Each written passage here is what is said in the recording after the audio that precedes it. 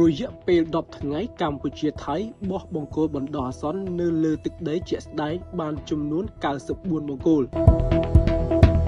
ត្រឹមរយៈពេល10ថ្ងៃកម្ពុជាថៃបានចុះពិនិត្យទីតាំងជាក់ស្ដែងលើការងារបោះបង្គោលបណ្ដោះអាសន្ននៅកំណត់ខ្សែព្រំដែនចន្លោះបង្គោលលេខ52និងលេខ59ស្ថិតក្នុងភូមិសាស្ត្រស្រុកកំរៀងខេត្តបាត់ដំបងរបស់កម្ពុជាជាប់នឹងខេត្តចន្ទបុរីរបស់ថៃដោយបានបោះបង្គោលបណ្ដោះអាសន្ននៅលើដីជាក់ស្ដែងបានចំនួន94បង្គោលស្មើប្រមាណ 56% យោងតាមមន្ត្រីជាន់ខ្ពស់នៃរដ្ឋលេខាធិការដ្ឋានកិច្ចការព្រំដែនកម្ពុជាបានឲ្យដឹងនៅថ្ងៃទី17ខែវិច្ឆិកាថាភាគីកម្ពុជានិងភាគីថៃបានឯកភាពគ្នាចុះអនុវត្តការងារនៅលើទឹកដីជាក់ស្ដែងចាប់ពីថ្ងៃទី8ខែវិច្ឆិកាឆ្នាំ2025រហូតមកដល់ថ្ងៃទី17ខែវិច្ឆិកាឆ្នាំ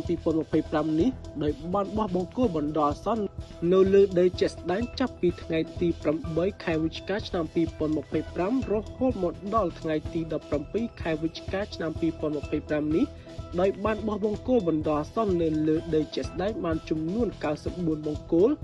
លើផែនការសរុប166បង្គោលគិតជាភាគរយសម្រេចបានប្រមាណ 56% បើតាមរដ្ឋលេខាធិការដ្ឋានកិច្ចការព្រំដែនកម្ពុជាភាគីទាំងពីរនឹងបន្តការងារបោះបង្គោលបណ្ដោះអាសន្ននេះឲ្យចប់តាមផែនការនាពេលដ៏ខ្លីខាងមុខ